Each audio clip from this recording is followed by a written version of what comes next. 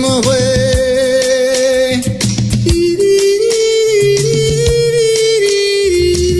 I'm on my way. You are listening to Grammy's Rocket Chair on RLM Radio. The girl of your dreams has got to be in some bar. Sorry, boys and girls, but this is X-rated. So if you're under 18... Get out, goddammit! Get the point, good. And now? Bend over.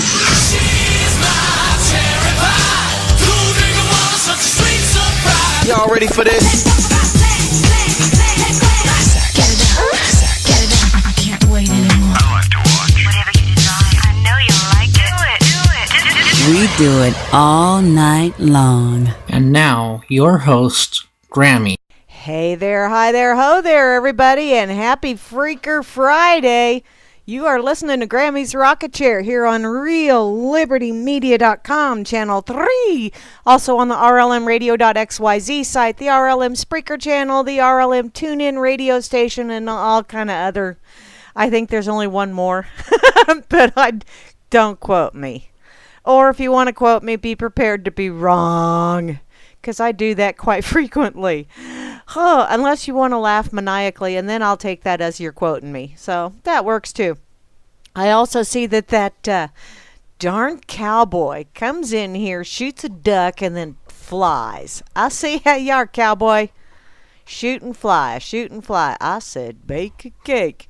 Okay, whatever. Yeah. Oh, that's to the gay coffee shop gay coffee shop owner who refuses to service a Christian? Really? This is on Twitter. I got to see this. Well, I'm going to have to go to that here in just a little bit. But first, I gained a new stalker. I mean, I lost a couple and then I gained a couple. So thank you, Grimmy and Barman and whomever else for tweeting me out over there on Twitterville. Truly do appreciate it. I'm up to 362 stalkers. Woohoo! Excuse me. Oh, cripe. Yeah, mass murder. Yada, yada, yada. I'm going to go ahead and shut down Twitter because I got thunder boomers going on out here, and so I don't really want to mess with what little bit of internet I do have. Tin can and kite string, don't you know? I also see over here on Fakey Book, I see Gary L is over here, as well as Mizakaya, and the lovely Miri B is here as well. Hey there, guys. How you doing? And my doggies are wrestling. Yeah, can you hear that? It's because it's raining outside and thunder booming.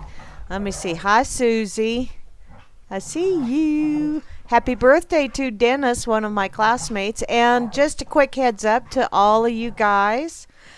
I just wanted to let you know, next week Friday, I will not be doing Grammy's Rocket Chair, and next week Saturday, I will not be doing the Dork Table because I have a class reunion, and I'm going to go, because damn it all.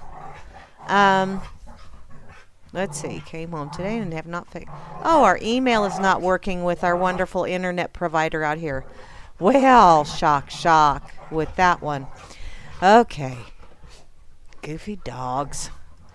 Let's see. Over here in the Crush and Run, I see Fluky's over here announcing that I'm here, but that's about it. And I did get the duck over in the corner pocket, so hey, booyah. I at least got one duck today. Over here in the on the Freedoms Network, Grimmy is over here. Hey, Grim, and Robert Patrick is here. Haven't seen you for a while, hon. Hope everything is going well for you. I also see that Pissed Off Patriot was over here for a little bit, as well as the lovely Mary B. So hi, guys. How you doing? Real talk, yada, yada, yada. Yeah. Not to negate what happened in Vegas, because, yeah, what happened in Vegas is not going to stay in Vegas because, well, yeah, one of those few times. But what people don't realize is that, yeah, Chicago is just right up there as well with, you know, especially for being a gun-free zone.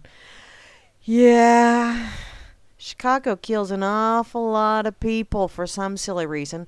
And, you know, Big Pharma does it as well.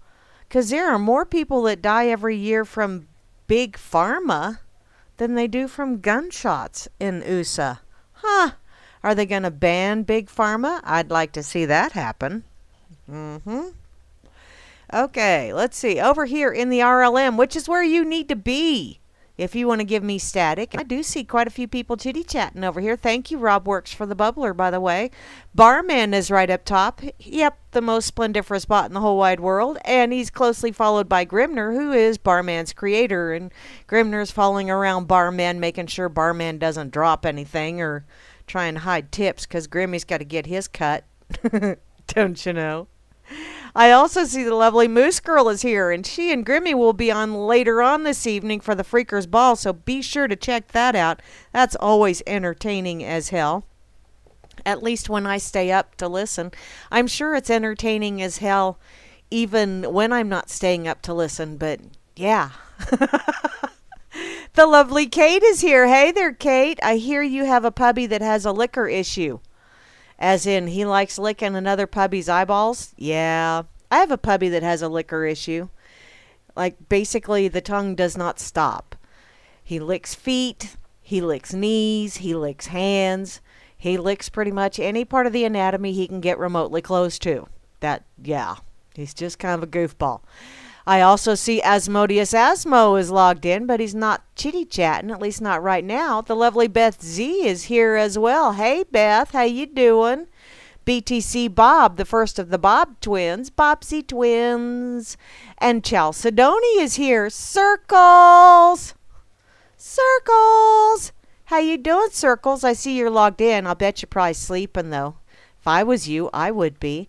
I also see Chloe is here. Hey, Chloe, how you doing, hon? Oh, my God. Yeah, I know. It's 4:20. Did you want me to say that verbatim, Rob Works? That would be an F-bomb early in the show, and I kind of overachieved on Wednesday with that already.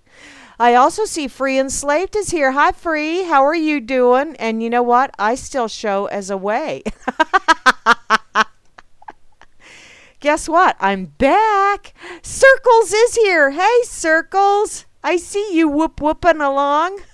Are you whoop-whooping on Flasher? Flasher needs some whoop-whooping. Just saying. I needed a sip of coffee. Okay. Mixes them up and has some Stargazer ice cream, bud. Oh, sweet. That's cool. And, ooh. Damn. That's I've never tried that stuff. Huh. There will be a first for everything. I know this. IB Don C is here, and he no longer has any little puppies. The last one found a forever home. Yay! I also see Java Doctor 2 is in the house, and looky there, Juana Taco is here as well. Oh, he's focused on one particular set of eyeballs. Well, you know, I used to tease my grandchildren about that, Kate. I used to tell them I was going to kiss them on their eyeball sockets just to get them to squeal when I put them to bed at night. And they would squeal and pull the covers up, and it was great fun until Mom told me quit getting them all riled up. I thought that's what Grammys were supposed to do. Oh, well, P. Bunyan is logged in. Hey there, Paul Bunyan. How you doing, hon? Glad to see you're home. I also see the lovely Rain is here. It's doing that outside, too. Out here, where it's supposed to be dry, but it ain't dry. We're like 10 inches above average for the year, and the year ain't over yet. I also see RLM Fluke is here, the Vanna White of the RLM channel, and RLM Fluke woke up Barman and said, dude, seriously, it's like Puff Puff Pass time. Damn it. Oh, and you're staying awake, huh, Circles? Yeah, I know. You're living wild. You're living on the edge. I see how you are, woman. You's crazy. Rob Works is here. Yay, Rob, for mixing it up and getting the bubbler going and all that other fun stuff. Shooting flies. I shot flies with rubber bands. We used to do that when we were kids. Yeah, squirrel. Hi, Tip Bob. That's the other one of the Bobsy twins. I also see Trust No One is here. Hi, you untrusting fellow, you. Vinny! Vinny's still in Vegas. Vinny, honey, don't be in Vegas. That place is dangerous. Just go away from there. You know, that would be one surefire way to cure their sorry asses of some of this nonsense, is just say, okay, fine. You want to use this as an excuse to do those body scanners and all that other fun shit?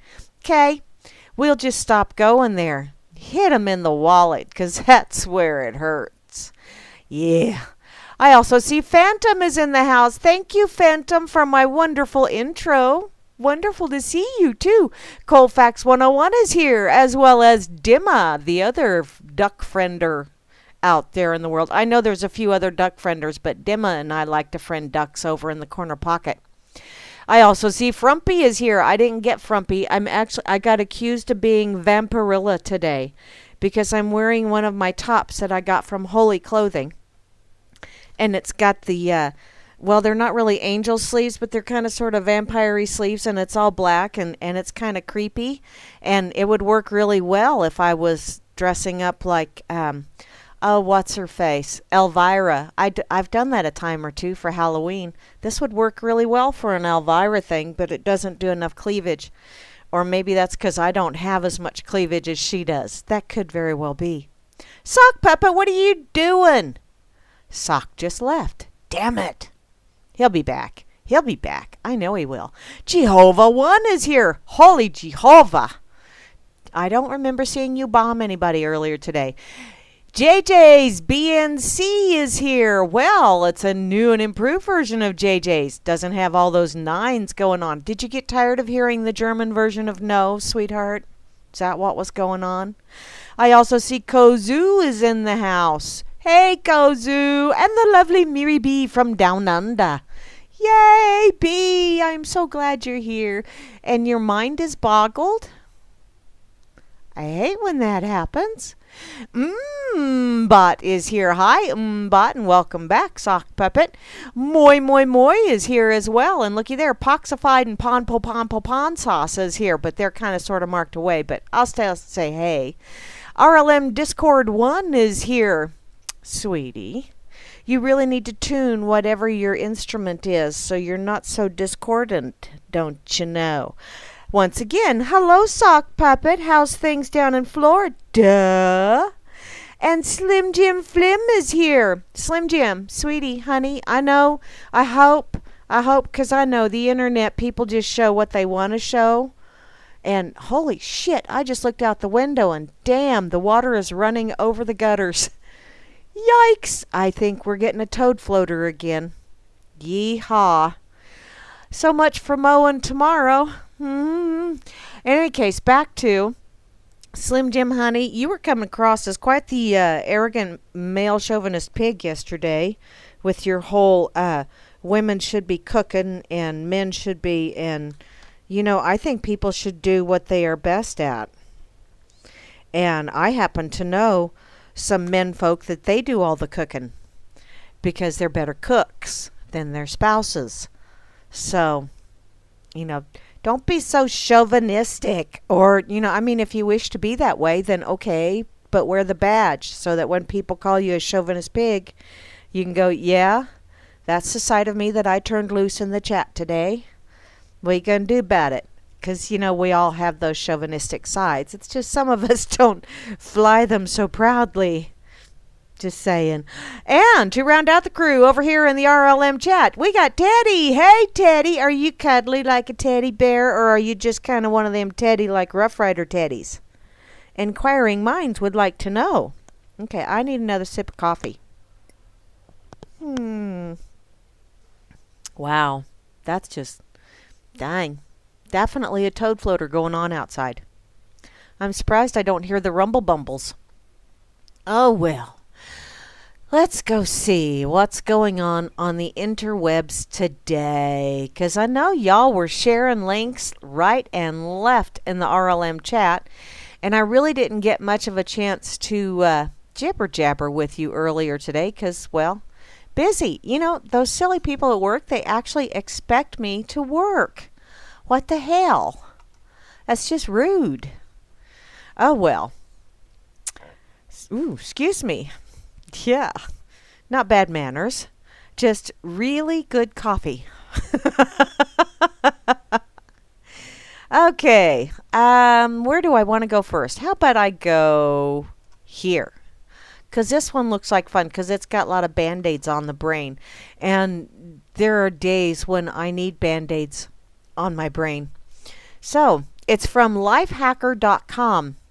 The misconceptions about mental illness that we need to unlearn. Yeah, so all of you out there that think I'm mentally deranged, I'm not deranged. I'm just slightly touched. It's in the water. Apparently, mental illness isn't like a sinus infection, which, go figure. You can't just wait it out or take a pill to make everything go away. No, you can't. Taking pills actually has a tendency to make things worse.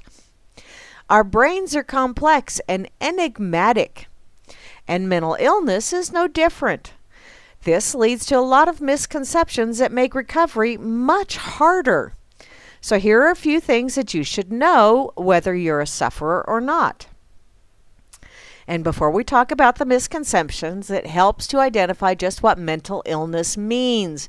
So everyone has stress and difficult emotions from time to time, and this is normal, unless you have a gooberment that's having a really good time trying to tweak some of those darker side emotions, get you fear porn and get you mad and pointing fingers at them and those people over there, and brown people usually are the ones that get it.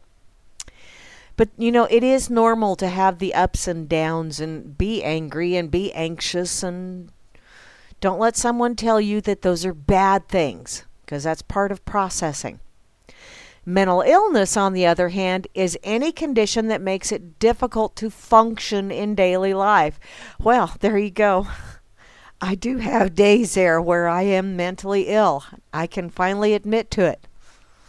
Yeah, my name's Grammy, and I have difficulty functioning in daily life from time to time. And I know that shocks you. It can affect your relationships, your job, or prevent you from reaching any otherwise attainable goal. Well, sometimes my goals are, just being able to reach that thing in the top cupboard. And if I don't have a steppy stool, it is obviously unattainable for me. Unless I climb on the cupboards. And then getting down gets iffy. But that's a whole other story. So, if that sounds like a pretty wide definition, which, yeah, it kind of sort of is, it's because the human mind is complex. Just like politics, it's just so complex, you just won't understand it. And mental illness can range from anxiety and mood disorders that can have severe and tangible effects on your emotions and motivations to psychotic disorders like schizophrenia or politiciania. That's a psychotic break, isn't it? I think it is. And those affect your perceptions or sense with things like delusions or hallucinations. Because those people with politiciania, whatever that is, they have a tendency to have delusions of grandeur. Thinking that they know what's best for everyone. Silly fools. Oh well. Living with any of these can be debilitating unless you're in government. And we rely on our senses and our emotions and perceptions to get us through the day. And when any of those fail, it can make life rather difficult. So, apparently this writer has struggled with mental illness for decades. Really, hon? I'm sorry. Who wrote this? Eric Ravenscraft wrote this. Way back in June of 2015. Over the years, I've had diagnoses ranging from depression to Asperger's, and I've encountered a ton of misconceptions, which, yeah, people always have misconceptions. You need to improve your aim on those concepts. Some are basic things like the general population just hasn't learned about, while others are deep-seated beliefs that even I have had to unlearn. So here are some of the ones that still seem to stick around. Mental health problems last forever. Now, doctors, patients, and friends alike that talk about mental illness will often tell you it never really goes away. Sure, right. They say this both to set expectations, as there is rarely a cure in the traditional sense, as well as to help others understand the struggle that those with mental illness go through. The problem is, this is often interpreted to mean that the symptoms of mental illness never go away. And if this were true, therapy and treatment would be pointless. Except for, the one that is supplying the therapy and treatment is definitely taking some stuff to the bank. In fact, telling someone with a mood disorder like depression that their problems will never go away can sap their already dwindling motivation to try. However, the truth is a bit more encouraging. While we don't know how to cure mental illness, at least not in the traditional sense, it's very possible to treat many types of mental illness to the point that the symptoms can be managed and a person can live a fulfilling and happy life. And note, they said managed. Now, I want to stress that a lot of times in that management, there is an income and an outflow. And you're usually the one that's doing the outflow, and the one providing the therapy or treatment is getting the income. Just saying. I personally seem to think that there is a way to treat all of this fun stuff, but it takes an awful lot of work. And it does take some of Mother Nature's cures as well. And there are some things that there are some people that are just plain messed in the head, whether it is a chemical imbalance or they're just plain politicianitis, or some of them that I like to call Pella Belly because their head's so far up their ass that you need to install a window in their belly so they can see where they're going. Okay, moving along. Another misconception, only violent or unstable people have mental health problems. No, that is not true. I have mental health problems and I'm rarely violent, although I can be accused of being unstable from time to time. But it's usually just on the radio, so it's okay. If you've ever read comic books, you might reasonably be led to the assumption that radiation gives you superpowers. Or kills you. You can say one or the other. By the similar token, if you've only ever watched movies, TV, or the news, you might believe that having a mental illness at best makes you a crippled genius, and at worst, a serial killer. And both of these correlations are untrue. Because mental illnesses are, by their very nature, disruptive to a person's life. And if you can't hear, I think you probably can because I can hear it. Snuffles is crying because Kitty Cat was on the lap.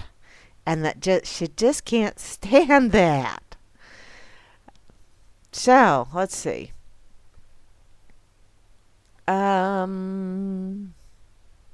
Okay. However, the way that mental illnesses manifest can vary widely from person to person. So mental illness is not the only factor that determines how a person behaves and interacts with others. So do not use it as a crutch. Oh, I'm mentally disturbed. That's why I did that to you. No, you're just freaking evil. That's why you did it. Another misconception. You can't handle relationships. Nah. Having a mental illness is never ideal, but it also doesn't mean that you're unable to take part in normal things like pursuing relationships. I actually kind of think that, if you really decide that you want to be in a committed relationship, listen to that, committed, kind of like mental illness, you got to be a little bit on the touch side. Of course, that's not necessarily a bad thing, but when they say the institution of marriage and being in a committed relationship. All of those are lovely little catchwords that go right along with being mentally disturbed. So, just because something means one thing one way doesn't necessarily mean it means that in every way. But it can make it quite entertaining or at least interesting. May you live in interesting times. I can honestly say, not that I'm bragging or anything, but I can honestly say that when I was still married, I felt rather schizophrenic and manic depressive at times. But I'm much better now. And I didn't have to take any medication for it. I just filled out paperwork. Okay, another misconception. You can just snap out of it. Okay, I know some people that just plain can't snap out of it. Just plain cannot. Not without assistance. Because, there are times, especially if there is a misfiring going on or a chemical imbalance. And some of that stuff is due to your surroundings, your environment, what you are taking into your body. Those kind of things will cause all kinds of mishaps inside the cranium, in that lovely little gray matter going on up there. One of the worst and most prevalent misconceptions when it comes to mental illness is the snap out of it response. If you've ever suffered from mental illness, you know the drill. You start talking to a friend about your problems. They listen for a while, offer some support, but eventually they start to talk about your attitude towards the problem. It's all in your head. Well, duh. Or just don't dwell on it so much. Once again, if it's all in your head, it's rather difficult to not dwell. And you need to move on, okay? And I do have to admit, I have said some of those things before, and now it's coming back to bitch slap me upside the head. The thing is, the ability to, or inability to just get over it is exactly the problem. Because sometimes you just flat-ass cannot. Not without getting some kind of help to either help with the chemical imbalance in your brain or the messed up synapses, or sometimes just plain get away from the environment that you're in that is causing the stressors, that's causing the misfirings, that's causing the... And sometimes it's step away from the guy that's pushing the pharmaceuticals. Here we go. Another misconception. Treatment is a waste of time. Depends what kind of treatment you're talking about. Okay, did I say that out loud? Yes, I did.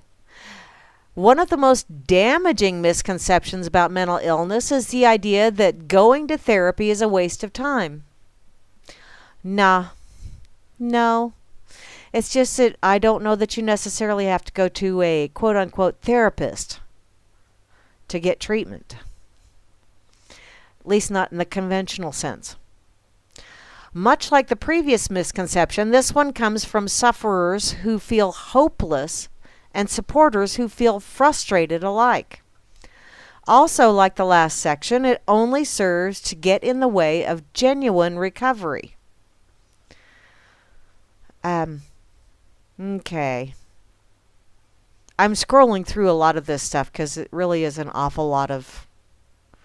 Yeah. And I got bored so easily last week or on Wednesday with some of these that it's like, I'm just going to scroll and check this shit out. They also mention ADHD and OCD and Tourette's syndrome and epilepsy. And there's an awful lot of those that cannabinoids can help immensely. Your brain does produce that stuff, but sometimes it doesn't produce enough. And some of that is due to your environment. So,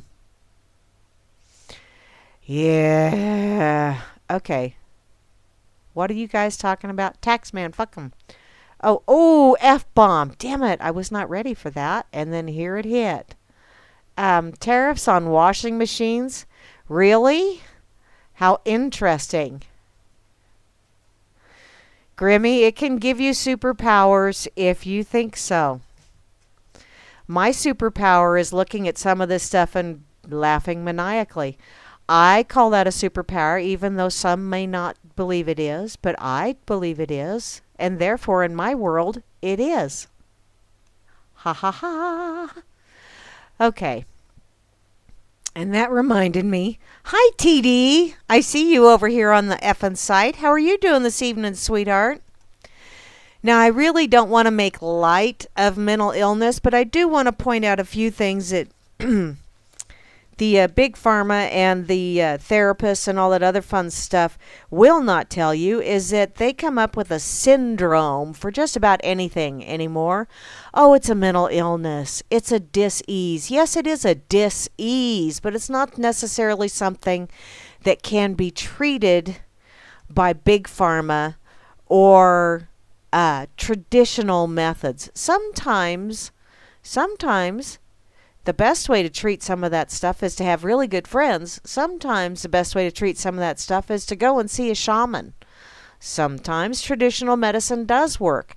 But I truly do have an issue with all of this stuff of the only real treatment for this kind of stuff is to go through. No, you're painting yourself in a corner with that stuff. There's all kinds of ways to deal with mental issues. Some of those is just getting the hell away from everybody. Some of them. Oh well. Now I'm going to get to this one that I saw over on Twitter. No, Twitchy, I do not want to have them sent straight to my inbox, but thank you for the invitation. Apparently, from Twitchy.com, there is a gay coffee shop owner who refuses service to Christians and kicks them out. There is a video with this as well. Now, if you remember, I did a little meme about what service really means, and I don't know that there's very many Christians that really wish to be serviced by gay coffee shop owners, but hey, I could be just assuming too. So what happened to bake the cake and civil rights for these folks, or does that not count in this situation? And the Twitter little thing is, so a Christian baker has to bake a cake for a gay wedding, but Bedlam Coffee doesn't have to serve Christians coffee. Huh. Well, let's go check this shit out, shall we? Because they have an actual link to the story. And the story is over on theliberator.news. Homosexual coffee shop owner evicts peaceful Christians. In Seattle. Go figure! Is that the same? No, that was in Colorado, wasn't it? Was that in Denver? Or was that West Coast? Oregon, maybe. Where the people said, we really would like to, but it goes against our religion, and so therefore, and then they got sued, and then all kind of hell broke loose. Oh well. A homosexual coffee shop owner refused service to a group of peaceful Christian abolitionists Sunday and evicted them from his shop. The abolitionists had been actively engaging people in the city for several days, sharing the gospel, holding signs exposing the abortion holocaust, and handing out literature to people in the streets. According to abolitionist Katie Davis, the group entered Bedlam Coffee to rest and have a drink, but did not engage anyone there. We had nothing on us. We weren't disturbing anything. We weren't distributing anything, Davis said. We bought coffee and went upstairs. Within minutes of their arrival, though, the barista ran up the stairs and into the back room to alert the owner of their presence. A moment later, the owner burst in, shouting, "You have to leave." We were all taken aback because we had no idea what he was talking about, Davis said. The owner then showed them a pamphlet that he had found and demanded to know if it belonged to them. The pamphlet featured an image of an aborted child, as well as a rainbow-colored imagery along with the explanation of what the rainbow means according to Scripture, a symbol of God's long-suffering mercy towards sinners. None of us had dropped anything in the store, Davis said, but we told him that, yes, it was one that we had been handing out in the city, and asked where he'd found it. He told us that he'd found it outside. Well, when the abolitionists asked why they had to leave, the owner said, or had told them, "This offends me." Okay. You're off-ended. Okay. Jonathan Sutherland pointed out that the literature had been found on public property, but the owner repeatedly cut him off, saying, "Shut up." We tried to talk to him, and he wanted nothing to do with it. "So you're not willing to tolerate our presence?" Sutherland asked. Will you tolerate my presence?" the man responded, and Sutherland assured him that he would. "We're actually in your coffee shop." "Well, really," the owner demanded, "if I go get my boyfriend and fuck him in the ass right here, you're going to tolerate that?" Okay, that right there. Oh, why is it they always have to take shit to extremes? You know, because I really do not have I mean, if you want to hold hands in public, whatever. If you want to do smoochy in public, whatever. Because, you know, I do that in public, and I really don't expect people to, I mean, if I'm playing tonsil hockey, you know, then I would imagine someone would come up to me and go, "Excuse me, why don't you get a room?" But I would never, ever, ever go and grab my significant other and go into a coffee shop and say, "Well, tolerate this," and then start getting after it. I mean, that's just freaking rude. That is rude. So I would have to say, "Excuse me, but seeing as how this is your property, I'll just leave, and I will not come here again, and I will also let other people know the floor show that you provided for us, and they can decide if they wish to patronize your business or take their money elsewhere. And, well, if you go out of business, whanny, whanny, woo, woo." That would be my response. Apparently, Sutherland answered that would be your choice. But the owner would not be persuaded.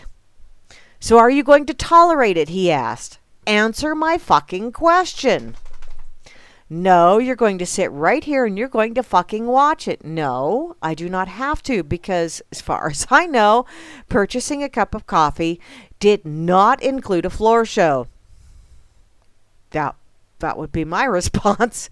If you get a free floor show, it's like, well, you know, if you're going to hold me against my will, that is false imprisonment and kidnapping. Do we really want to go there?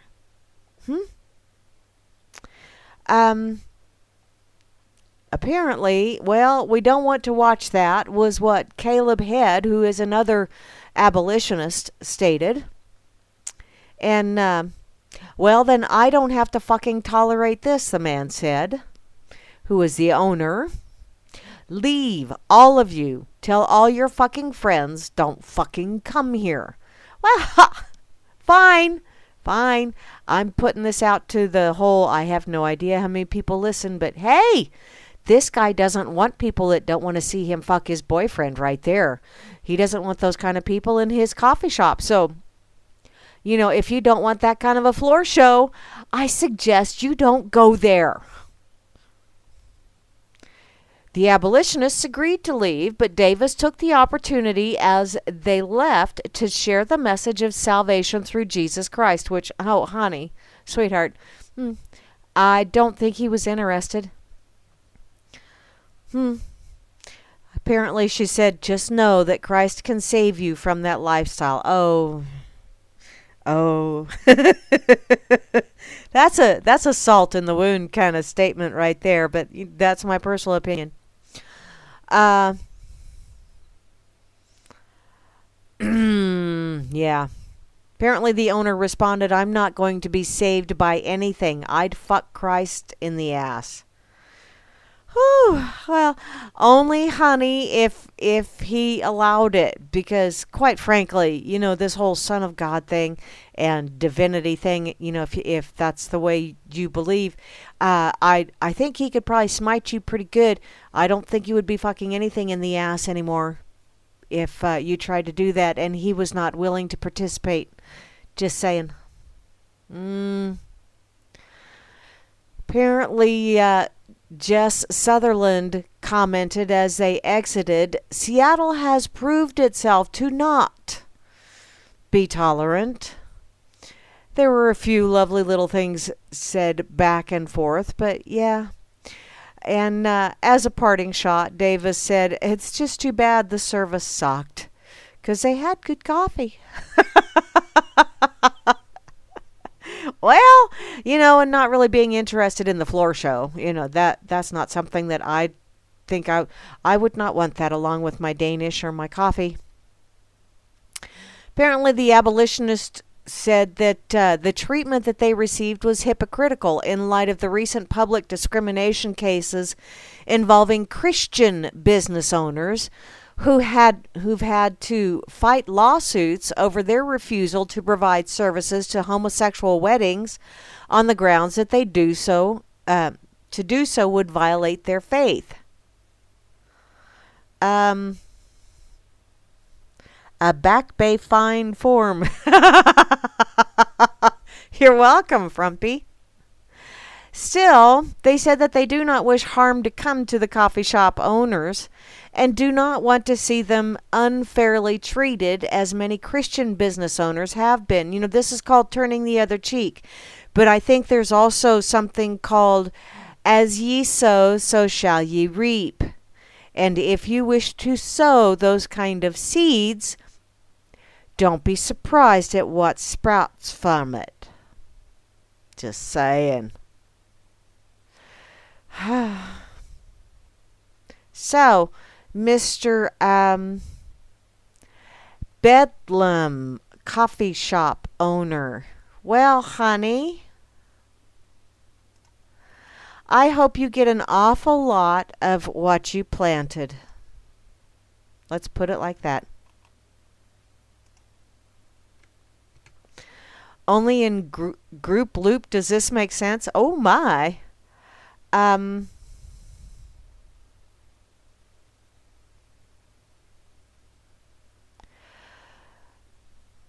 Circles, I don't know that he's necessarily a representative of the make the darn cake people, but it is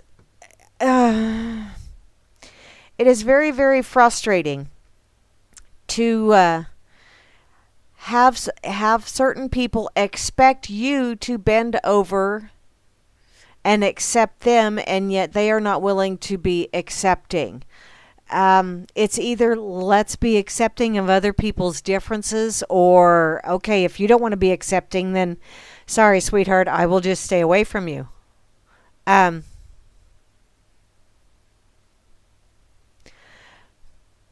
Yes, Circles, I get that. He doesn't want to serve these people.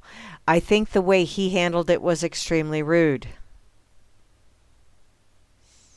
But that is, once again, my personal opinion. And I do think, yeah. Of course, I would not go and force someone to make a cake for me if they disagreed with my beliefs. It's like, okay, you disagree with my beliefs? Fine, I'll take my money elsewhere. No big deal. To me, it's either side of that equation. Making a big deal out of it is really, really making a mountain out of a molehill.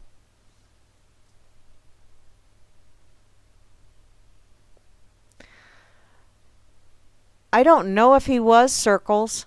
I really don't. I just think it's a little bit on the hypocritical side. And a little exaggerated. I mean, why would you? I would not want anything from someone who despises me, and someone who is willing to go to those lengths to prove that they don't want me there. Well, honey, fine. I have other places that I will go to get coffee. No worries.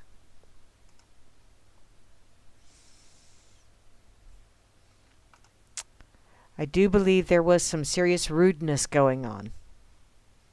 But that is, once again, my belief. So,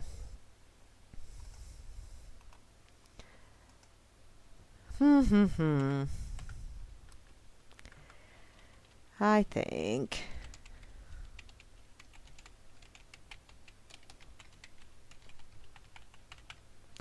I will just do that. Just put that out there and just let it go. Let it go. Let it fly away. Hi, Sock. I see you got the duck over here in the corner pocket. Damn it. Damn it.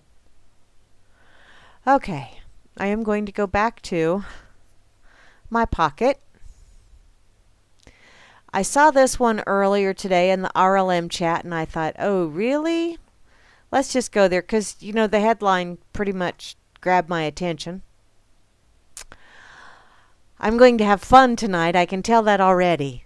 This is from RINF.com. I don't remember who shared it in the RLM, but apparently you're racist if you love dogs, or at least according to social justice warriors. I love dogs. I love cats. I actually love bunnies too, because I have them, or I take care of them. They have me. I take care of them. I feed them and clean up after them and yada, yada, yada. Kit Daniels from PrisonPlanet.com. You're likely racist if you're a dog lover or if you're patriotic, according to a leftist journal. Also, you're probably a racist if you drive a pickup truck and have a strong regional accent. Even if you're from Boston, according to a frequent GQ contributor, Damon Young. Well, Damon, I am just happy you're expressing your opinion. Look, I know dog lovers are generally good people and usually better people than cat people. Oh, wait a minute here, you're being speciest. But if I check your Facebook or Twitter profile and your avatar is a dog, I'm like 60% certain that you've trained that dog to bite darkies. Really? Wow. Huh? I train my dogs to bring me the ball, and wow, sometimes they bring it to me, and yes, Rob Works, I am a ringleader.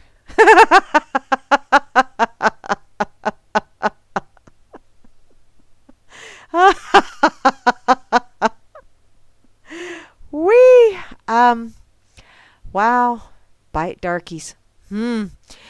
Apparently, and Pride in the USA is also apparently racist, which I have an issue with that, but it's completely different, and it's my issue, so, you know, whatever. We discussed this already last month, but a number of American flags within a white person's vicinity has a direct correlation to the number of times that they've referred to Hardee's as the N-word Burger King, which, you know, when I first looked up that word, that N-word, long time ago, I looked it up in the dictionary, and one of the definitions was a stupid or ignorant person.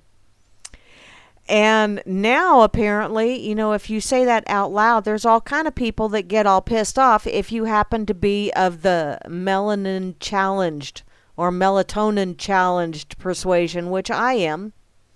I'm a Grammy cracker. I'm brown in some spots and pink in other spots and white in other spots, so I'm kind of sort of like a Neapolitan Grammy cracker, but I'm still a Grammy cracker nonetheless. And wow, I have never ever heard Hardee's being referred to as that. That's just, and I love Hardee's. Wow, I must be a racist because I like Hardee's. I like Spangles too. Does that make me a racist as well? Of course, I also like Church's fried chicken and Popeye's fried chicken. I like them too. I like them way better than KFC, as a matter of fact. Biscuits rock. But, wow. And I like dogs, which is better than being a cat person. And I like cats and shit. Now I'm starting to think I have a mental illness. I'm deranged, I tell ya. This goes on to say, generally we don't pay attention to an obscure writer who makes shocking statements to bring attention to himself, but this article was published in the backdrop of artificially fueled racial division. No, it's really fueled. It's just fueled with artificial sweeteners. You know, that saccharine shit. Stuff that's really, really bad. It gives you cancer. It does. Cancer of the brain. Cancer of the mindset. In any case, and you know it's artificial when the "you might be a racist if" proclamations are getting more and more absurd. At least 1 in 5 African American households in the U.S. owns a dog, while 1 in 4 Hispanic households owns one. Are these households racist against themselves? They must be. They're self-hating. Damn, we need to get them some treatment for all that mental illness that's going on.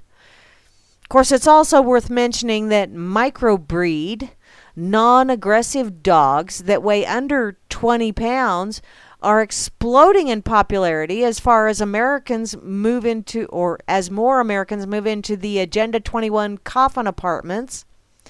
But none of that is even the point. What you're seeing now is that basic normal behavior, such as owning a Catahoula. What the hell is a Catahoula? Or standing up for the national anthem is being demonized as racist because it's easier for the elites to use divide and conquer techniques to fuel racial division to ultimately, I have to click read more.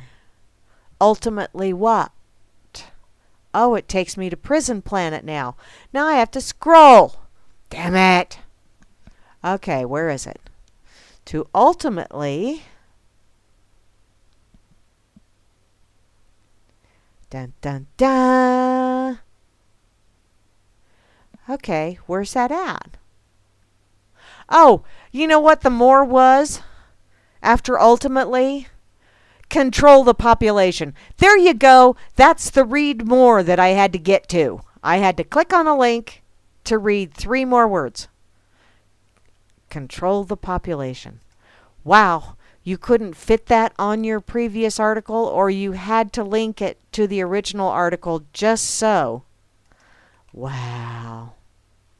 Wow. Well, I'm a racist. Yeah. I like racing Hot Wheels cars. Let's see, what else do I like racing? I like watching my doggies race to get to the ball and laugh at them when they put the brakes on, except for when they tear up the grass. But that's beside the point. Okay.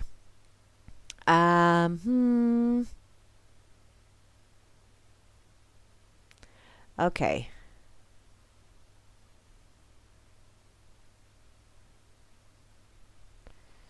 Back to the kitchen.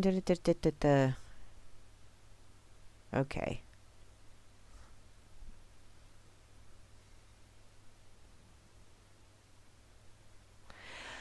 Alrighty. Yes, circles. How can I call him hypocritical? Agreed. Because I don't know the gentleman, other than from what I read on the interwebs, which it's true. It must be true. It was on the interwebs. So, see? I sit corrected.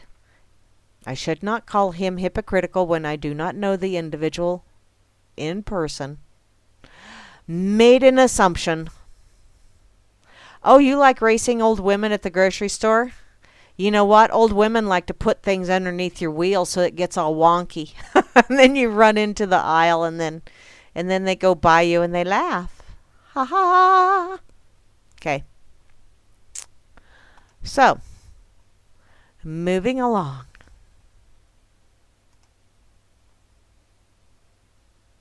Oop, I need to put this over on the effing site as well.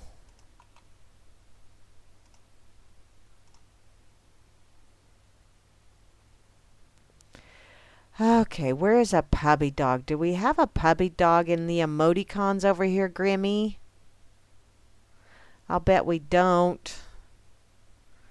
Or I don't see. Oops, shit. I scrolled the wrong way. I hate when that happens. Don't you? Okay, well, you're not the one that's having to... Oh, hey, we'll do this one.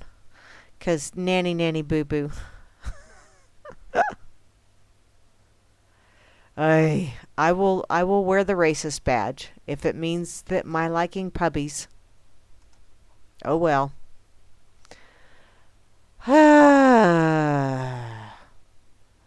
Okay.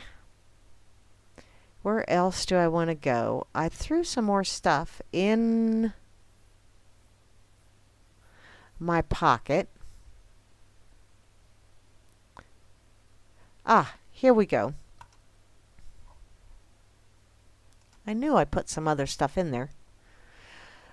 I don't know if you guys remember a while back I was going off on sunscreens and how I think they're actually causing more skin cancer. Well, apparently scientists blow the lid on the cancer and sunscreen myth. So let's find out just what that myth is, because I want to know. According to a June 2014 article featured in the Independent UK, a major study conducted by researchers at the Karolinska Institute in Sweden found that women who avoid sunbathing during the summer are twice as likely to die as those who sunbathe every day. Now, once again, I think I discussed this on a show not too long ago about the whole twice as likely and all that other fun stuff. If you have 1 out of 100 that sunbathes and they die from skin cancer, and you have 2 out of 100 that do not sunbathe that die out from skin cancer, then voila, you are twice as likely to die of skin cancer if you don't sunbathe every day. Seriously, that's how some of this shit is. When they play with the numbers, ask to look at the data. That's what my brother always tells me, and he's like a statistics kind of guy, and he's always saying, I want to see the raw data. In any case, in the epidemiological study, it followed 30,000 women for over 20 years and showed that mortality was about double in women who avoided sun exposure compared to the highest exposure group.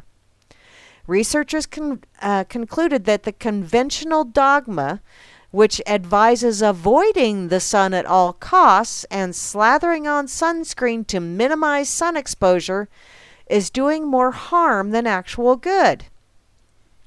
That's because overall sun avoidance combined with wearing sunscreen effectively blocks the body's ability to produce vitamin D3 from the sun's UVB rays, which is by far the best form of vitamin D.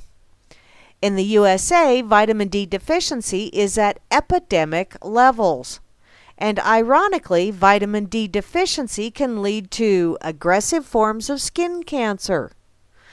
In a groundbreaking 2011 study published in the Cancer Prevention Research, it suggests that optimal blood levels of vitamin D offer protection against sunburn and skin cancer. Additionally, vitamin D protects the body from diseases like multiple sclerosis, rickets, tuberculosis, inflammatory bowel disease, type 1 diabetes, rheumatoid arthritis, systemic lupus, erythematosus, okay, and another syndrome that looks sounds like something that has entirely too many consonants together that don't go together in the English language. So I'm not going to bugger it up.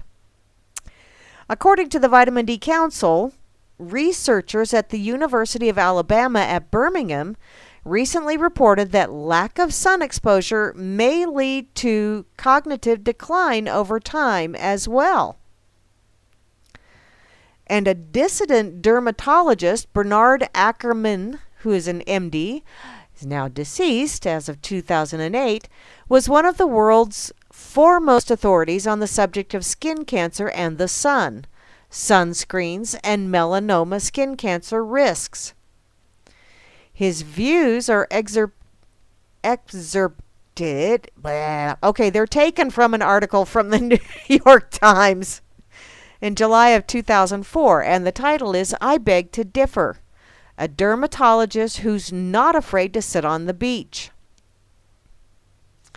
The link between melanoma and sun exposure, or dermatology's dogma, is unproven. There's no conclusive evidence that sunburns lead to cancer. There is no real proof that sunscreens protect against melanoma. And there is no proof that increased exposure to the sun increases the risk of melanoma. In a 2000 Swedish study, it concluded that higher rates of melanoma occurred in those who used sunscreen versus those who did not. And Elizabeth Plourde, who PhD, is a California-based scientist who authored the book Sunscreens, Biohazard, Treat as Hazardous Waste, which extensively documents the serious life-threatening dangers of sunscreen, not only to people but the environment as well. She provides proof that the malignant melanoma and other skin cancers increased significantly with ubiquitous sunscreen use over a 30-year period. She emphasizes that many sunscreens contain chemicals that are known carcinogens and endocrine disruptor chemicals, or EDCs.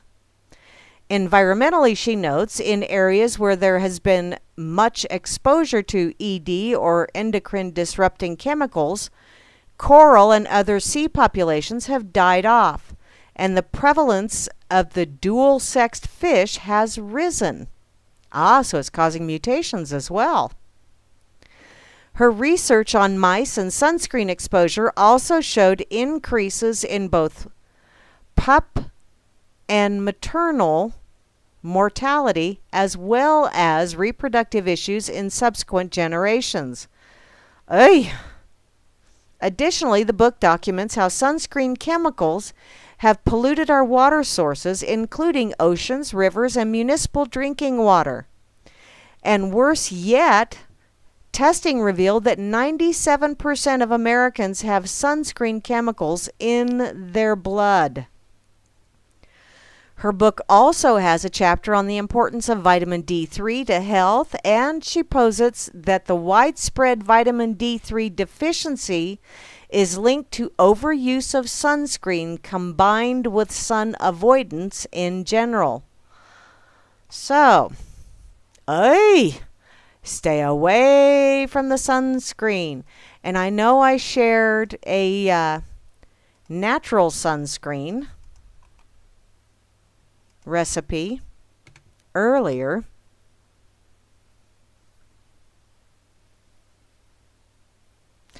Oh, yeah. And you know what, Rob Works? Some of those chemicals have a very toxic reaction when you jump into chlorinated water. That is not good stuff for the skin. Not at all.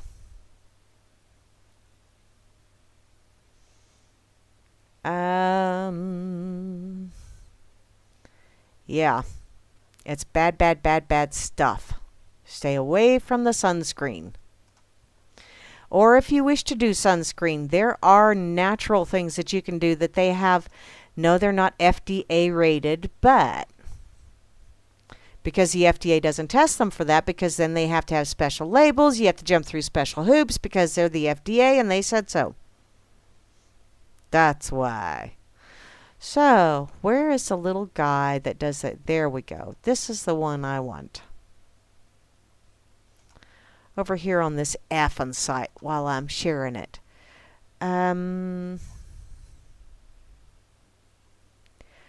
What?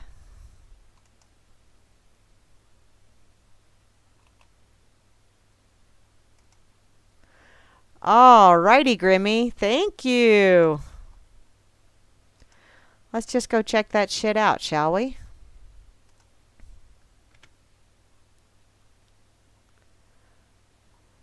Gender expectations are turning dogs crazy. No, I think pet owners are turning dogs crazy. Period.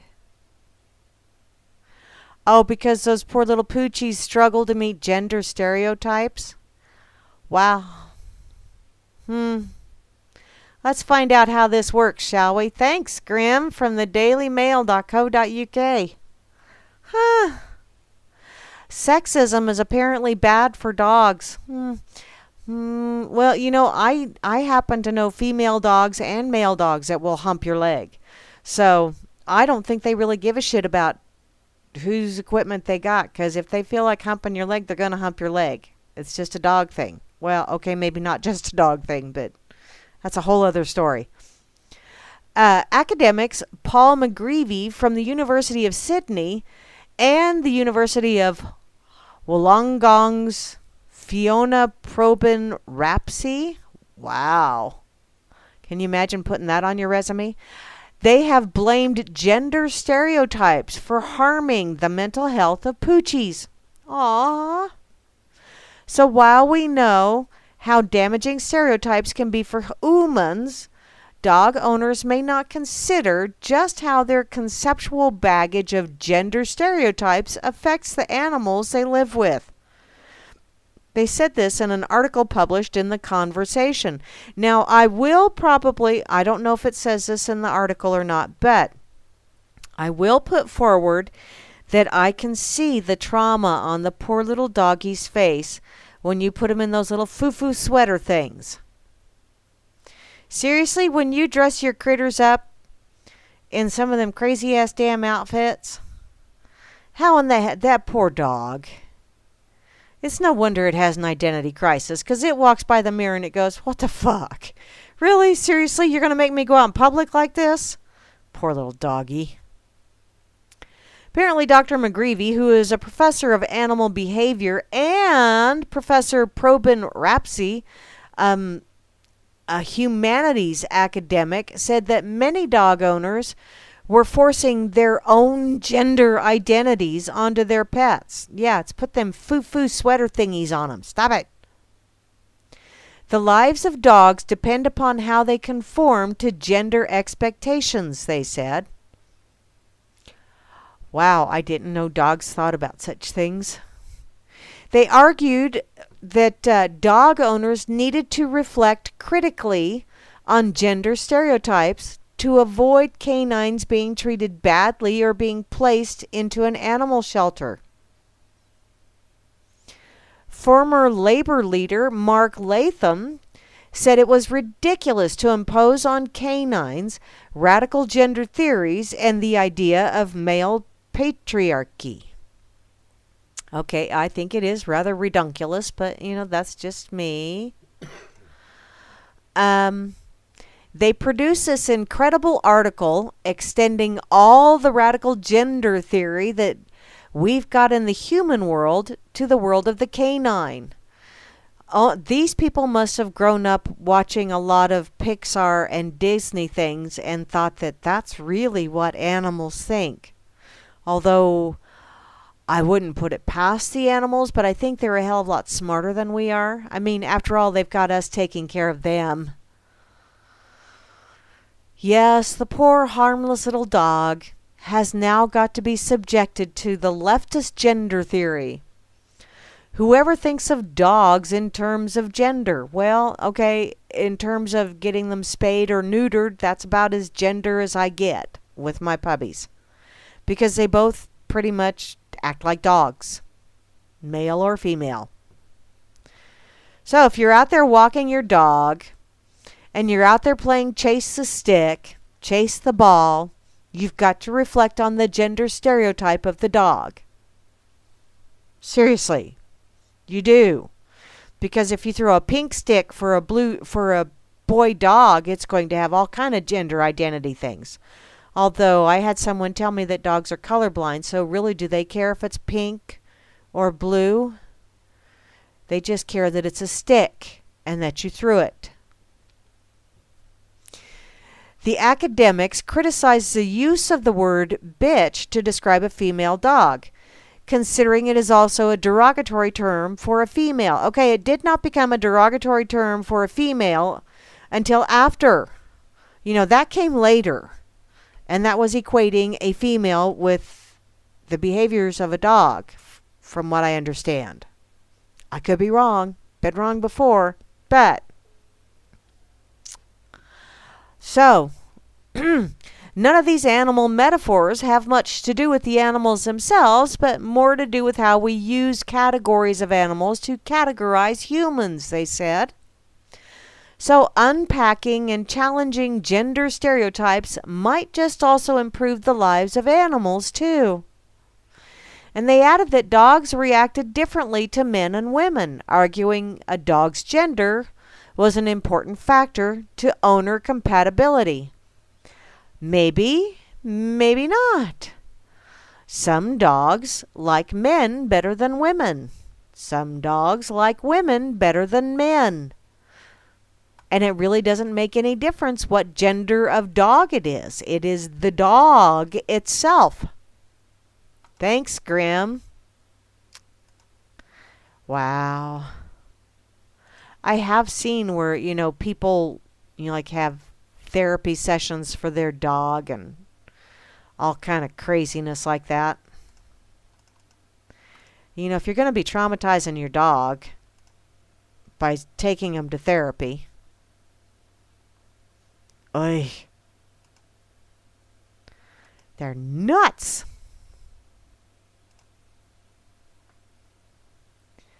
Wow, I've already gone over an hour. TD, that is so pretty. Thank you for sharing that. Butterflies. I like butterflies.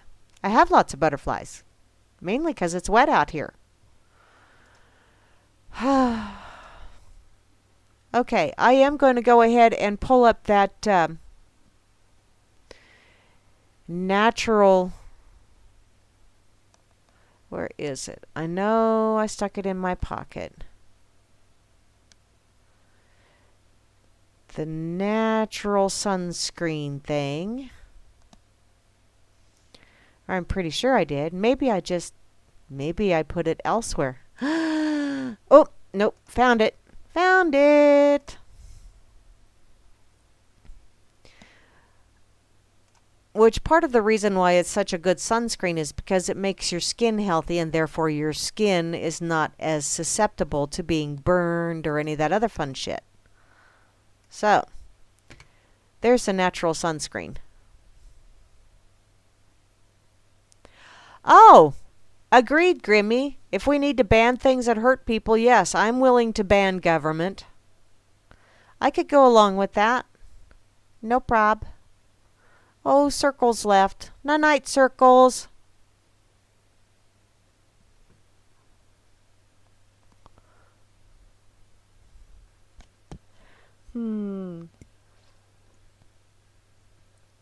Yes, Mary B, they also contain aluminum. Yep. They are nasty, nasty, nasty things.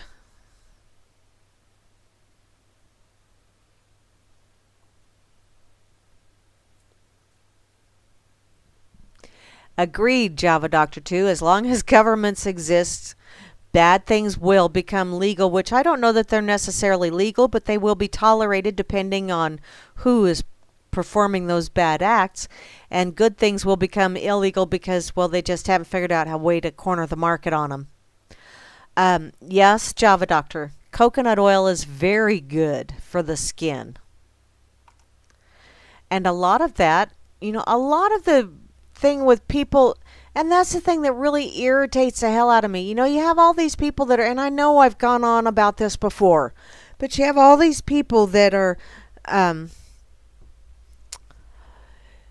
didn't spend as much time in God's easy bake oven, you know, before they popped out into the world. So therefore they don't have that natural tan thing going on. And so they spend all this time laying out in the sun to get that natural tan, and yet a lot of times those are also the same people that look down on people that are born with a natural tan. It's like, what the hell? What gives? You think that they are less than, and yet you're trying to get the same skin tone. I don't get it. Oh well. There's some crazy ass people in this world. And I will admit I am one of them. So, where's the other one? Oh, I did see ominous earthquake swarm at Yellowstone supervolcano. You know, I get why people are keeping an eye on it and stuff, you know. Be prepared, or, you know, kind of keep an eye on. But that's one of those things that when Yellowstone decides to go, number one, there ain't a damn thing we can do to stop it. We ain't got technology to stop it. I don't think we do, at least. And there's going to be an awful lot of death and destruction going on. At least, well, yeah, there's just going to be an awful lot of death and destruction going on. And maybe that's going to be Mother Nature's way of saying, okay, I've had it with you humans. You just flat ass pissed me off. You've given me plastic. Thank you for that. I was looking for some plastic, but now I'm done with you because you're just pissing me off. Maybe that's going to be her way of culling the herd. But, you know, it's like worrying about the next asteroid that's going to plummet into the earth. There's not a damn thing we can do to stop it, so why worry about it? Why spend all of your nows fretting and stewing over something that you have absolutely no control over? Oh well.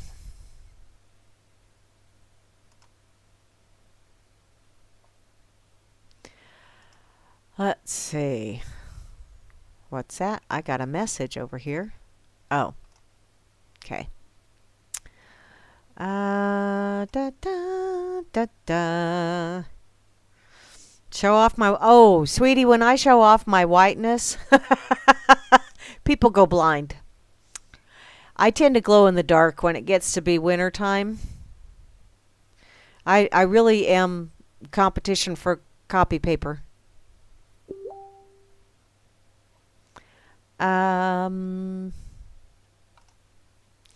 Okay, let's see here. I don't think I really had anything else in my pocket that I wanted to get to. Oh.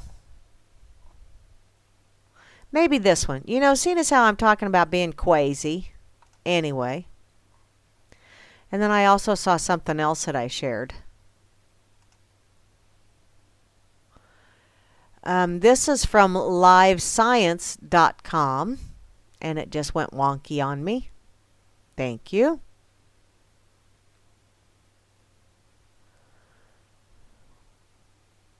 No.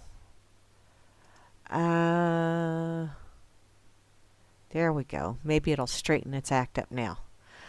So, did you know that mental illness affects 25% of U.S. adults? That's according to the official numbers.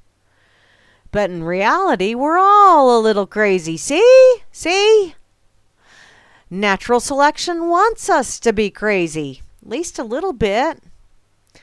While true debilitating insanity is not nature's intention, many mental health issues may be byproducts of the overfunctional human brain. That's at least according to some researchers. So as humans improved their gathering, hunting, and cooking techniques, population sizes increased and resources became more limited, or so they want you to think. As a result, not everyone could get enough to eat, and cooperative relationships were critical to ensure access to food, whether through famine or more strategic hunting. and those with blunt social skills were unlikely to survive. That's according to David C. Geary, who is the author of Origin of Mind, and a researcher from the University of Missouri, and thus a diversity of new mental abilities and disabilities unfurled. So,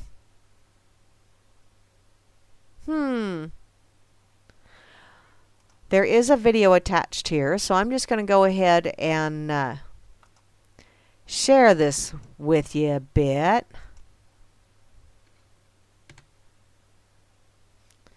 Yeah, you know, they say that women, like 25 or 27% of women are currently medicated for mental disorders, which means the other 73% are not medicated. Be afraid. Be very afraid. Just saying. Okay. I'm going to put this over here on the effing side as well.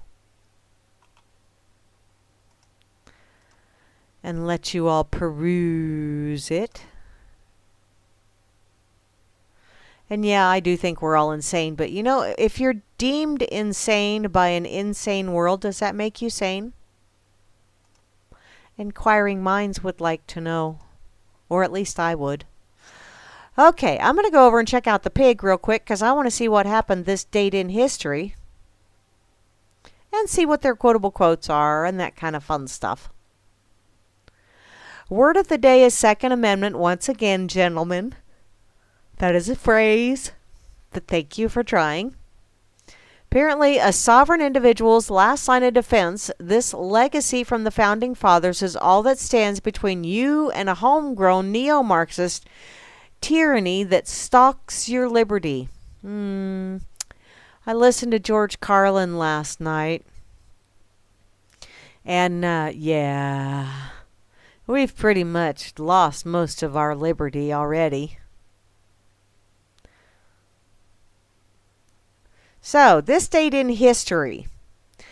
The 6th of October, 1945, tavern owner Billy Goat Cianis thrills baseball officials when he buys his goat a seal or a seat for the World Series Game 4. When they toss him out, Billy casts highly effective goat curses on the Cubs. And this date in history, the 6th of October, 1956. Childhood is changed forever when a visionary named Dr. Albert Sabin drives a stake through the polio heart with the first oral polio vaccine.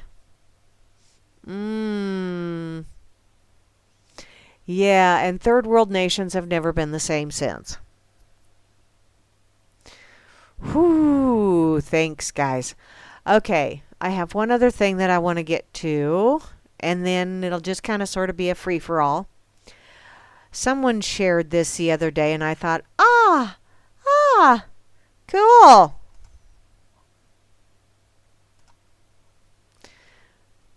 This is from Newsmax.com. I think it was possibly even Hansel over in the RLM. 25 greatest John Wayne quotes ever. I like John Wayne, or at least I enjoyed John Wayne movies, or at least some of them. See, there I'm getting all particular. So, John Wayne is a legend the world over because he embodied what many considered to be the quintessential American spirit. Decades after his death in 1979, his legacy continues to live on in the more than 170 motion pictures in which he starred, as well as the John Wayne Cancer Foundation, which recently staged its 4th annual John Wayne Film Festival in Dallas. When was this written? October of 2015. So, here are what they consider to be 25 of the Duke's most memorable quotes. That'll be the day is number 1. from The Searchers. Number 2, well, there are some things a man just can't run away from. See, I know I totally suck at John Wayne, but that's okay. That is from Stagecoach. Number 3 is Young Fella, if you're looking for trouble, I'll accommodate you. Hey, I did that one almost kind of good. That's from True Grit. Number 4, whoa, take it easy there, Pilgrim. Now, see that I just totally fucked that one up. Number 5, snakes like you usually die of their own poison. And yeah, that is from 'Neath the Arizona Skies. And that is something that is really very appropriate for some of the individuals that are spouting their venom of late. Number 6, in my acting, I have to admit, or I have to identify with something in the character. The big tough boy on the side of right, that's me. Simple themes, same me from the nuances. All I do is sell sincerity, and I've been selling the hell out of that ever since I started. That's a quote from Time Magazine, 1967, which I'd never read it before. Number 7, I wouldn't make it a habit of calling me that, son. That is from the Cowboys. I haven't seen that one. Or if I did, I only saw little bits of it. Number 8, where I come from, we don't shoot horses when they get ornery. We tame 'em. Ah, that's from Ride 'Im, Cowboy. Ooh. Is that a... No, it's a John Wayne thing. It cannot be a precursor to Brokeback Mountain or whatever. Number 9, we can't turn back. We're blazing a trail that started in England. Not even the storms of the sea could turn back the first settlers. And they carried it on further. They blazed it on through the wilderness of Kentucky. Famine, hunger, not even massacres could stop them. And now we picked up the trail again. And nothing can stop us. Not even the snows of winter, nor the peaks of the highest mountain. We're building a nation, and we got to suffer. No great trail was ever built without hardship, and you got to fight. That's right. And when you stop fighting, that's death. What we're going to do, or what are you going to do? Lay down and die? Not in 1,000 years, 'cause you're going on with me. The Big Trail from 1930. Wow. Number 10. Slap some bacon on a biscuit and let's go. We're burning daylight. Hey, that's from the Cowboys, and I don't remember that one either. Number 11. All battles are fought by scared men who'd rather be someplace else. Yup. That's from the movie In Harm's Way. Number 12. Don't say it's a fine morning or I'll shoot you. Now, I do remember that. That's from McClintock, and yeah, he kind of sort of did a little bit over imbibing multiple times in that movie. There were several quotes from McClintock that I think were, yeah. Number 13. Hey, stupid, where do you think you're going? Get back there in the herd, you mutton head. That is from Westward Ho. Number 14. Out here, due process is a bullet. That is from the Green Berets, which, yeah, there's lots of times where due process winds up being a bullet anymore. A lot of people took that one to heart. Number 15. I've got a touch of hangover, bureaucrat. Don't push me. Once again, McClintock, which is probably my all-time favorite John Wayne movie. I could watch that one forever, I think. I really do like that movie. Number 16. I won't be wronged, I won't be insulted, and I won't be laid a hand on. I don't do these things to other people, and I require the same from them. That is from The Shootist. And you know what? That's really not a bad attitude to have, in my humble opinion. Number 17. Sorry, don't get it done, dude. That is from Rio Bravo. Number 18. You left a boy out there to do a man's job. That is from El Dorado. Now, I'm sure y'all can probably picture these scenes, but there's an awful lot of these I haven't seen. Number 19. I know those law books mean a lot to you, but not out here. Out here, a man settles his own problems. That is from The Man Who Shot Liberty Valance. And you know, out here, that's the way things really need to be. You settle your own problems in an adult manner. Unfortunately, there's entirely too many people out there that just plain cannot adult anymore, because adulting is hard. Number 20. Friend, you better get another line of work, 'cause this one sure don't fit your pistol. That is from The Shootist, and you know, that could almost be something that Mae West said as well.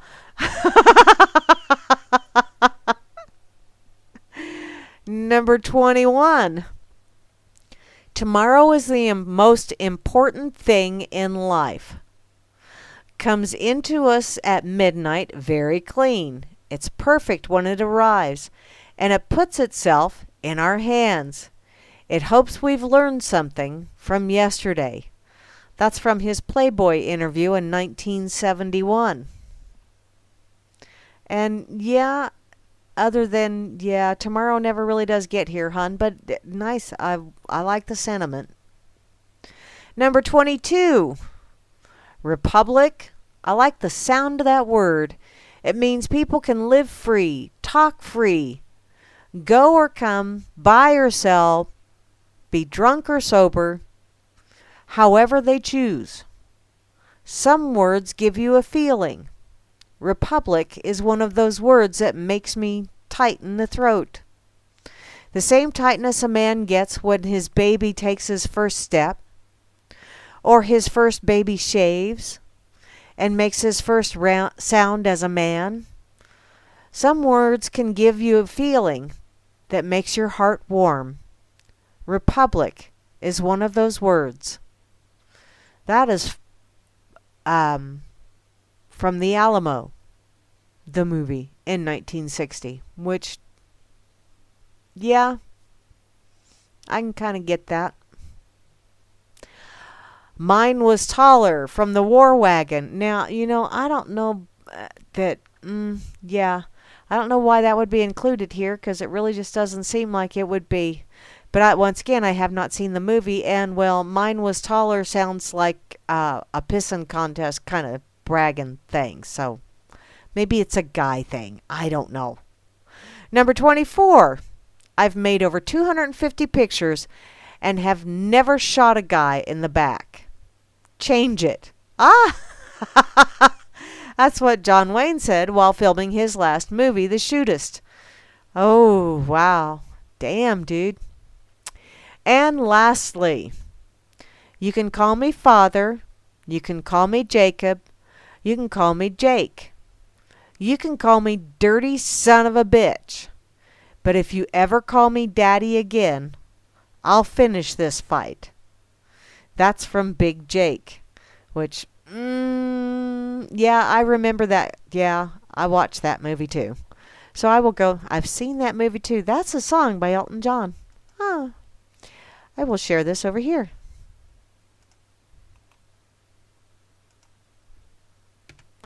So, what is that? What are you guys talking about over here? Defrauded taxpayers of 21 trillion? No. Cooking the books. The government? Really? Nah. You know, when they create the money, it really doesn't make a shitting bit of difference. It's not real anyway. It's just a bunch of digits on a screen. I mean, sure, it's handy to use for a while, but dogs against fluoridation. Oh, go on, Grim. Go on. Okay.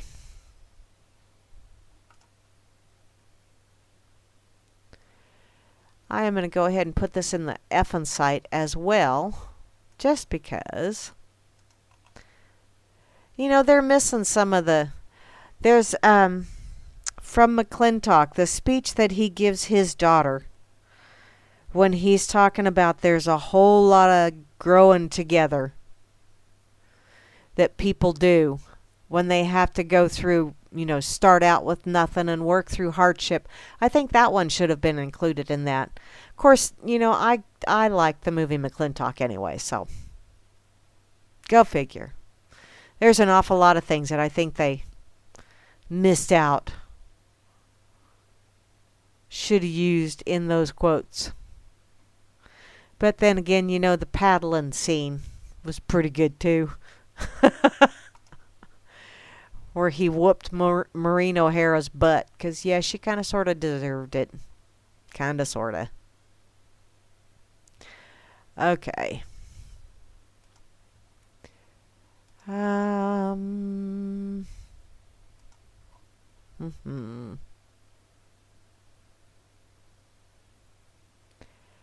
Did you know that someone stole 7 milliseconds from the Federal Reserve? That's from the motherjones.com. That was one of those things where it's like, how do you steal milliseconds? How do you steal time from someone other than, you know, get them interested in something else and then they wind up realizing that they wasted their time paying attention to your sorry ass? Okay. Okay. I gotta admit, the headline on this one grabbed me, and I just have to go there. This is from the NewYorker.com. And since we have mighty duck hunters over in the corner pocket and in the RLM, apparently duck sex and the patriarchy.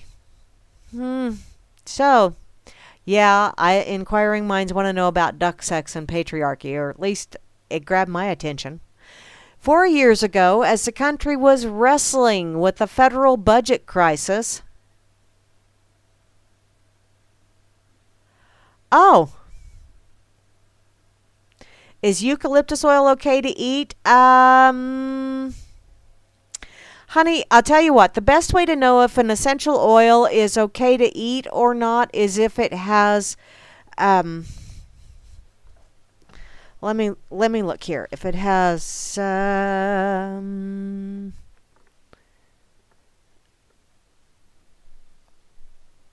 let's see.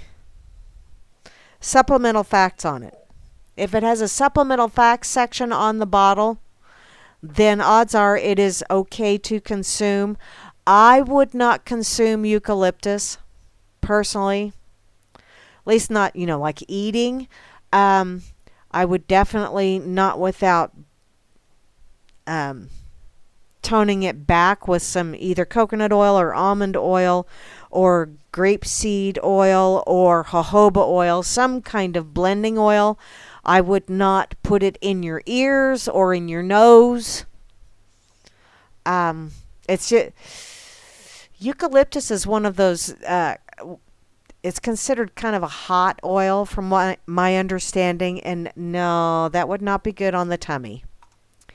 If you really want to get it into your system quickly, have her put it on the bottom of her feet, because that's where the largest pores on your body are, is the bottom of the feet. War is peace, love is hate, liberty is prison. No, Liberty is a Valance. And somebody shot Liberty Valance. I don't know, Frumpy. There you go, Rob Works. There you go. Rob had the perfect answer. Slavery. But Vinny, tell her no. Tell her don't consume it. Put it on the bottom of her feet. So, or you can put it in a bath. I use eucalyptus in the bath all the time. But be sure, don't just put eucalyptus in the water because it won't disperse that way. It's oil and water, don't mix.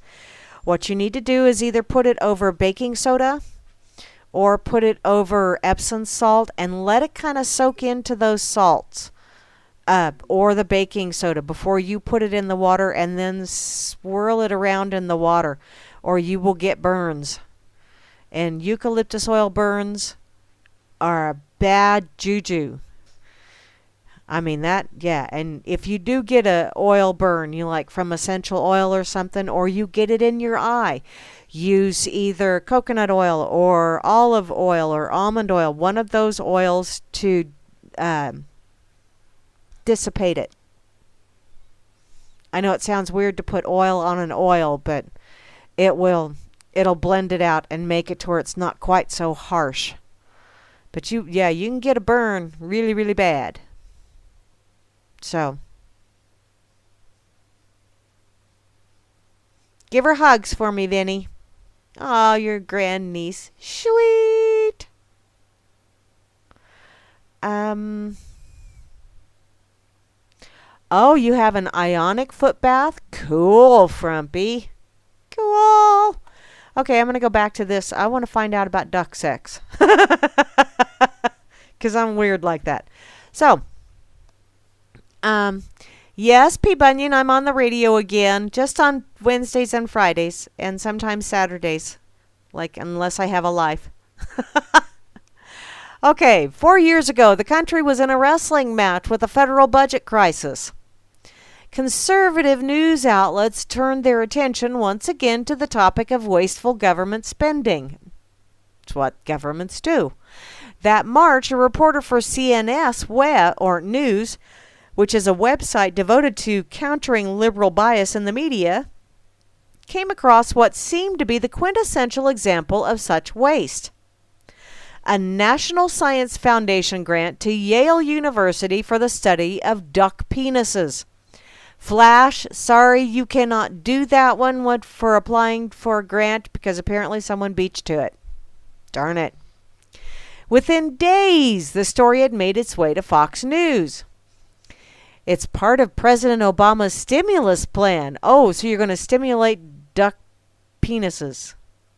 And somebody's going to study that at Yale. Yeehaw. Yeah, that's higher education for you. And it's just one example of the kind of spending decisions that have added up to massive debt and deficits. The following week, Sean Hannity piled onto it and said, don't we really need to know about duck genitalia, Tucker Carlson? To which Carlson responded with a smirk, I know more than I want to know already. Well, apparently the controversy was dubbed Duck Penis Gate. Really, everything is a fucking gate with you people? That was by Mother Jones, by the way, who roared back to life some months later when Senator Tom Coburn of Oklahoma included the NSF grant in his Waste Book 2013 at $384,949. It accounted for only 1,000th of 1% of all the spending that Coburn had tallied up. But it made headlines again. Clearly, the combination of money, sex, and power, your money, duck sex, and Ivy League power was irresistible to the graying male demographic for conservative news. Wow. I'm graying, but I'm not male.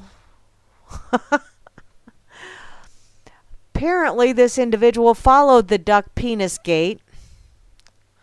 Okay, the duck dick gate. That sounds a hell of a lot better.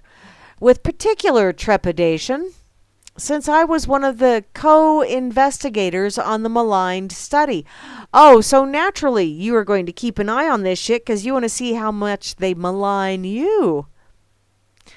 For the past decade, in collaboration with Patricia Brennan of Mount Holyoke College and other colleagues, I have explored the sexual behavior and genital evolution of waterfowl. Well, alrighty. Contrary to what Carlson thinks, it is fascinating business, if you say so. It can also be shockingly brutal. In the wintry months before breeding begins, male ducks flaunt their plumage, putting on dramatic courtship displays in an effort to entrance a mate. The females can be choosy, often picking a male only after extensive deliberations. In other words, sometimes they're pickier than us females of the human species are.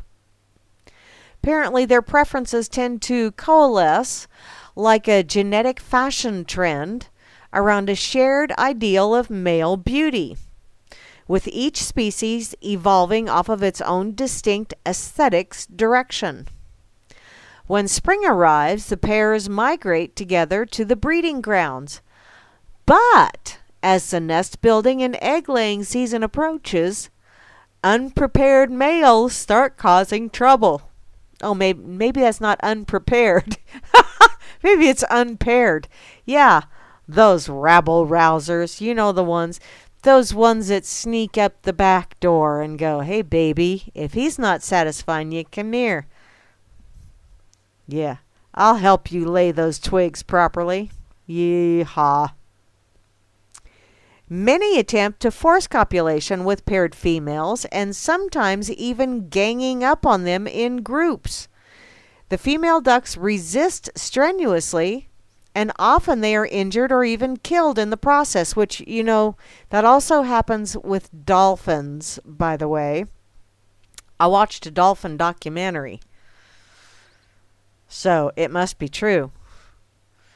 But they actually filmed some of that shit, and it's like, holy crap, damn. You know, it's like those documentaries where you have these poor kids that are starving to death. It's like, someone in the camera crew, please feed that child. And then I think, someone in the camera crew, break this shit up. They're hurting her. But nope, they're filming it for educational purposes. Apparently, the male's sexual attacks are made possible by the fact that, unlike most birds, ducks still have a penis. Wow. Wow. That's something I really, well, until seeing this article, I really wasn't curious about. It is not, however, an organ that most humans would recognize, being shaped like a counterclockwise corkscrew and possessing a ribbed or spiky surface. Ow! Ducks' erections are driven by lymphatic, not vascular pressure, which means that their penises never become stiff. Oh, phew. Yeah, because they're already corkscrewed and spiny or spiky. Ow! Apparently, their penises can be long, really long. A breeding male mallard in your typical city park has a 5-inch penis. I can't believe they measured this shit. Holy crap. And I'm reading it. Holy crap. In the case of the diminutive Argentine lake duck, whose penis is longer than the duck itself, more than 16 inches. Wow. Wow. You know, I've really gone off the deep end when I'm reading about duck penises. Shit. So, apparently, what exactly is the function of these bizarre organs? Well, to find out, Brennan dissected the genitalia of 14 species of waterfowl, and the men collectively went, oh. And then, by comparing the results, we discovered that as males have evolved longer penises with more heavily armored surfaces, females have co-evolved increasingly complex vaginal structures, dead ends, cul-de-sacs, side pockets, and clockwise spirals. Well, wow. Alrighty. We hypothesize that these twists and turns create a mechanical barrier to the penis, frustrating forced intercourse and lowering the likelihood of a female duck being fertilized against her will. I would think so, yes. Our subsequent experiments, high-speed videos, wow. Damn, you guys even got dirty duck movies. Oh, shit. Lord, are y'all tired of this now?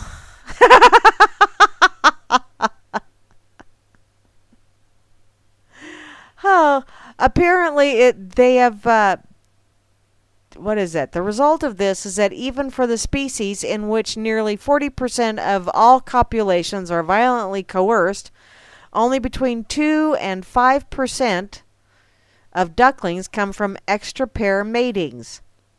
As a method of contraception, ducks' vaginal barriers can be 98% effective. That's a level of reliability that the Food and Drug Administration would readily approve. And hey, there you go. You don't want to get preggers? There you go. I can't believe I read that far.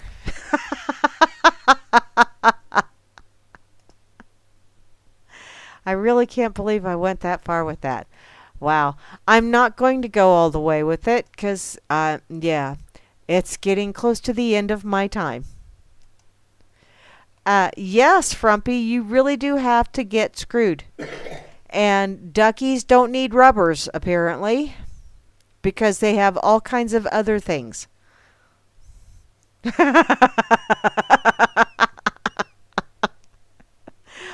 Wow. Yeah. I know they're sexist ducks, ain't they, Grim? Damn it all. What is this? Sock, do I want to click on that?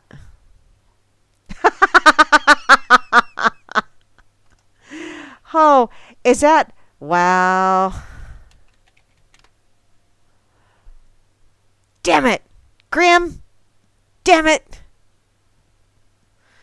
I was trying to make friends with a duck. Because I wanted to do my own...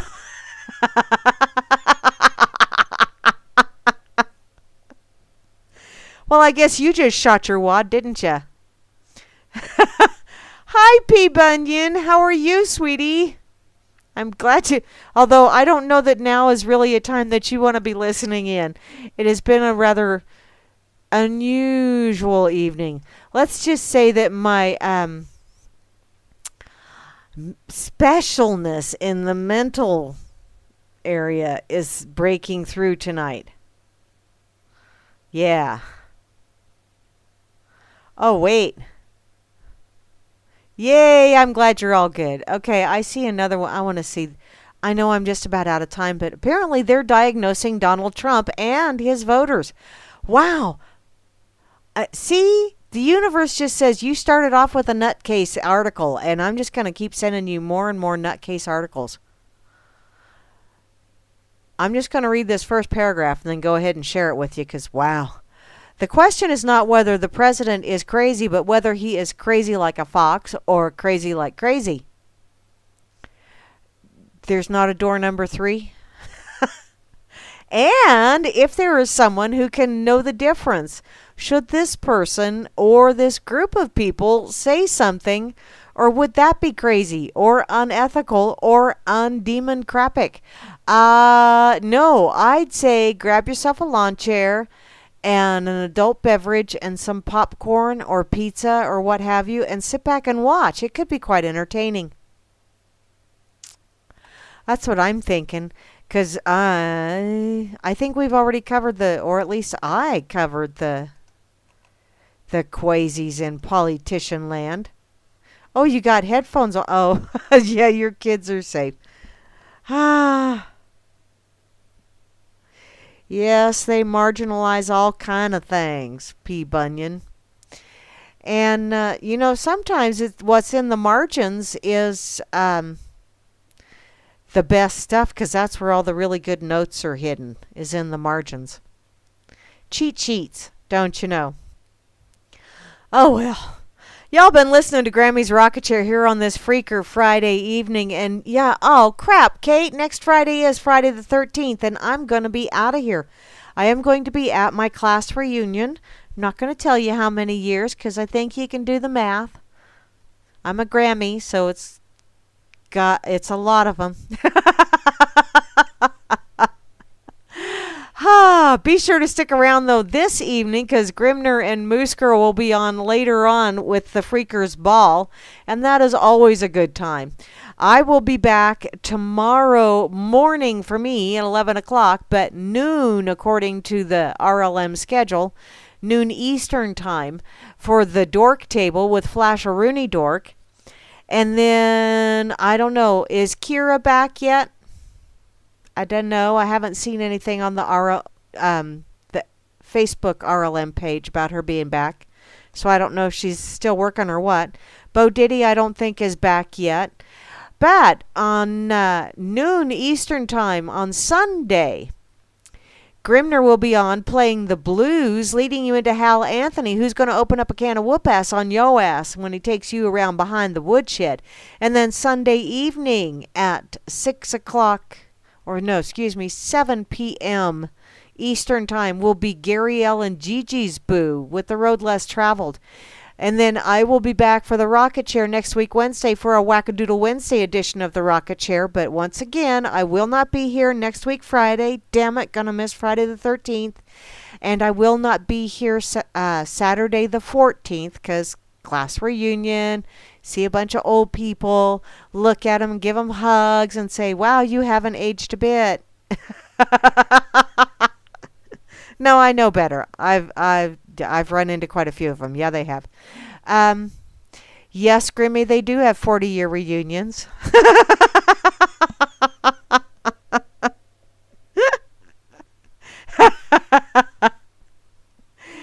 Yeah, they do. Oh, well. Thanks, everybody, for listening in this evening and putting up with the duck porn and the quaziness and the quaziness. There's an awful lot of quaziness out there, which is pretty much, that should have been a Whack-A-Doodle Wednesday, but it wound up being a Freaker Friday. So, until I see you again